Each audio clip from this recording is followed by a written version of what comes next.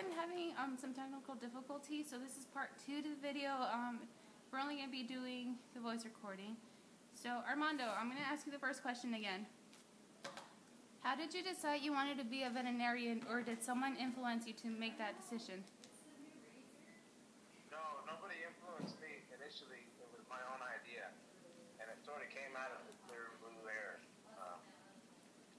I was already in college, but I got the idea that this would be a good way to utilize your education, going to college and advanced school and beyond that, but also not just having to be stuck in an office or indoors somewhere, actually doing something with your hands. Right. So it kind of hit me one day. I'd always liked animals, but I never really thought of being a vet. So I was 19 when I decided to do it. Was there any other profession that you wanted to go to? Yeah, I was going to be a lawyer or a history professor. I was a history major before I decided to go to vet school. Oh, really? Yeah. Wow, that's different. I was doing really well in that. I think I did better in that than I did in vet school. Really?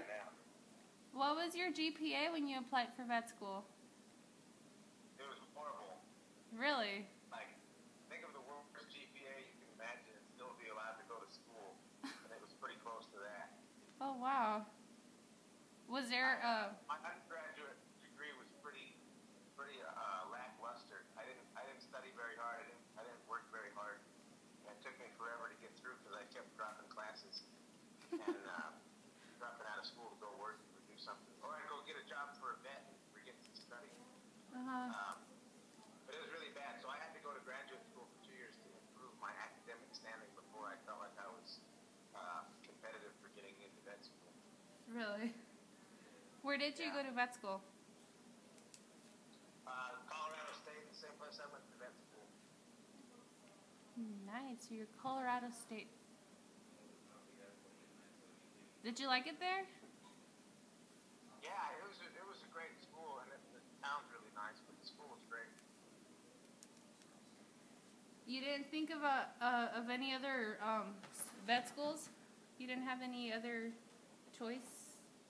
Like, yeah, there's like 29 vet schools or 27 or somewhere in that neighborhood in the U.S.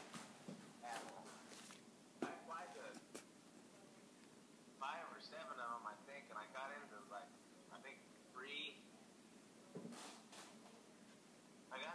Something like that. I got into a couple, but Colorado was closest to home. And it's got a reputation for being a really good school. In hindsight, I don't think it matters really so much what the reputation is. That's where I was. okay. Did you have any obstacles,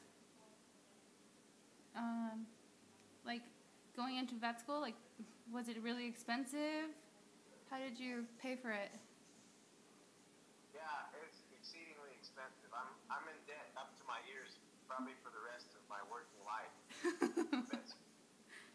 It's hard to recommend to people right now because it's gotten so expensive. Like when I got there, the price was still going up, and now it's gone up even more. It's almost to the point where there's a lot of concern within the profession about graduating veterinarians being able to make enough of a living to actually pay for the student loans that it took them to get their degree. And I don't think we figured that one out yet. Yeah. Because half the profession realizes that we have more vets than we have jobs for right now. Right. And the other half of the profession is trying to create more vet schools to make more veterinarians, which seems pretty silly when the ones that are already out can't even get work. So that was a big obstacle for me as well as everybody else. I mean, we all graduated with a lot of debt, some of us more than others. And I think that's going to continue to be an issue for many, many years. My biggest obstacle to getting in was just that my grades were so horrible. Undergrad, I really had to prove that I wasn't as stupid as I look on paper to get in. And that's it. Where did you go for, like, what did you do for internships? For internships before vet school or during or Yeah, after? before and during. So before, they require that you have like 500 hours of work with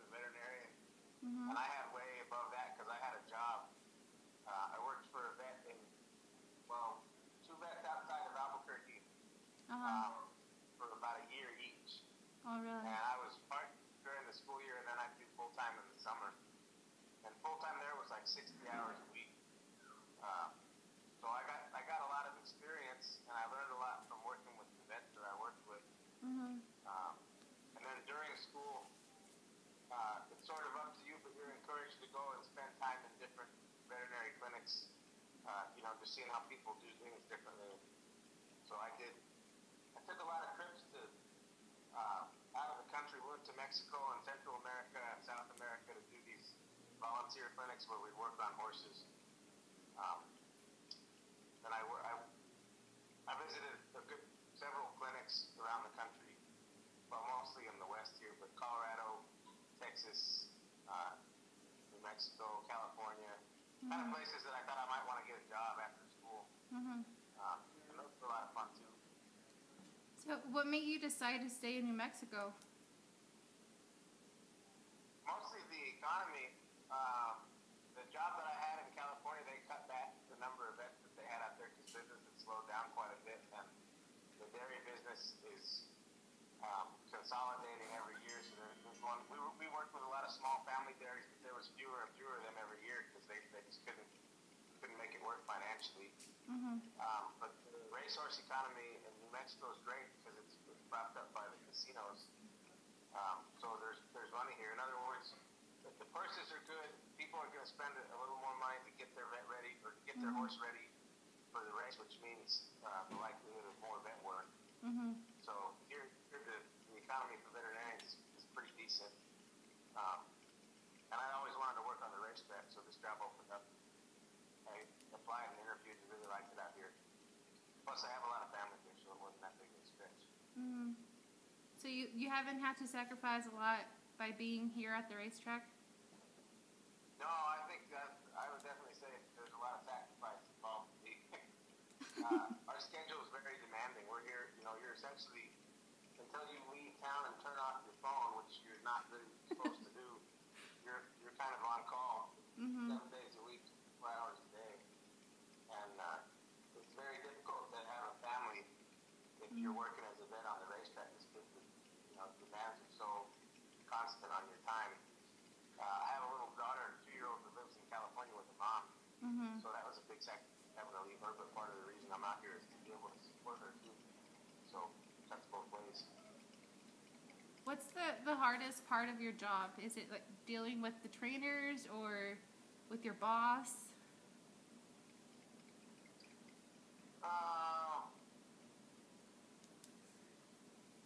The hardest part, I think it's just balancing your time, because you have multiple things going on at once, and trying to figure out how to accomplish them all without falling behind whatever deadlines you have for yourself, or whatever deadlines the racetrack has for you, or whatever timeline the trainers are working on, or whatever needs the horse has. You have a lot of stuff to balance. That's probably the biggest cause of stress during the day, is just time management. Has it been hard for you to put down animals, like horses that aren't in like perfect condition, and yet trainers run them? Has it been hard for you to go through that? Yeah, that doesn't happen as often as I was worried about. It still happens more often than you'd like it to. But the trainers have an interest in their horse running for a long time too. Some trainers maybe aren't they're not as aware of that as other ones are, but if their horse isn't fit to run, they typically don't want to run it anyway, just because you're going to mess up the horse, and then that horse won't run for you the next time you want him to go out. But it does happen, and it's tough. It's tough to navigate sometimes. What would you consider your favorite part of the job? I have a lot of favorite parts of the job. The technical aspects, there's a lot of things that I like to do. The sports medicine part, we deal a lot with respiratory problems, airway problems, and lameness issues. If they have soreness in joints or muscles. I like working on a lot of that stuff because it takes takes a little bit of skill to figure out what's going on and to come up with a diagnosis and a treatment plan. But I really like the people too. I mean, the racetrack is it's always entertaining. The people. It's sort of it's funny because you're doing the same thing every day. Like these horses are here to race. It's not like one day they're racing and the next day they're jumping and the next day they're in a rodeo. It's the same business that you're in every day when you're here. But it doesn't ever seem like I've never been like, oh my God, I'm so tired of this. It always seems new and different to me every day. And I think a lot of that is just because of the people. Everybody's got a different agenda for the day. Some days they're racing, some days they're working, some days they got a new horse. You got staff moving in and out of barns, and there's always new people to get to know, and it's just I think it's a lot of fun. The atmosphere is pretty relaxed on the backside, so for the most part anyway. There's some barns that's a little more high stress, but just talking with the people, the grooms, the trainers, whatever owners that show up, everybody that works on the racetrack, it's like it almost feels like even though we're all doing wildly different things, that everybody's sort of working toward the same goal, which is to have good races and have everything run smoothly. Okay, so I think that was the last question I had for you. Is there any advice that you have for students that want to be veterinarians in the future? Well, the number one thing is to get good grades. You want to get in. It's very competitive to get in. Took me multiple tries to get in. One of my friends, he got in on his 5th try or his 6th try, and that was going to be his last one if he didn't get in. He's a great vet. If you want to do it, stick with it.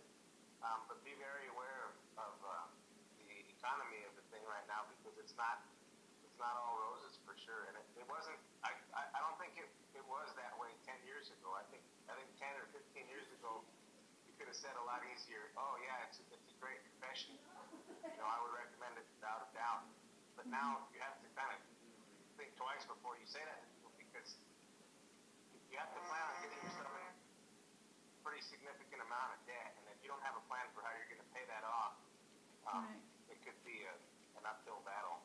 So ask a lot of questions before you go about the money situation, and kind of get a realistic idea of what you might be able to do and earn after you get out of school.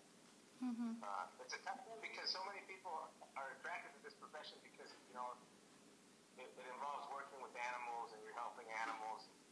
And if people look at that and they think, oh man, if you're doing the right thing, it'll pay for itself. But it's a tough racket right now. There's a lot of vets, there's a lot of competition, and it's not just a matter of setting up shop and hoping people will come in, to bring you to animals. It's a little trickier than that. So just try to get as much experience as you can working with other vets in different fields. There's a million different ways to be a veterinarian. Racetrack, horses, cows, dogs and cats, working for the government, inspecting livestock, inspecting food, working for the Army, working for a zoo, working in research, working for pharmaceutical companies. There's really a million different ways you can be a veterinarian. So in any of them, check them out. People are very cool about showing young students, different career paths. At least that's what I found when I was looking around. So if you're interested in hanging out with a vet, just call them up. Okay. Well, Armando, I am really glad that I had this interview with you. You gave me a lot to think about, so thank you. Thank you for your time. And I will talk to you later. Okay, well, good luck, and it's my pleasure. Thank you for Thank you, Armando. Bye. Okay. Bye.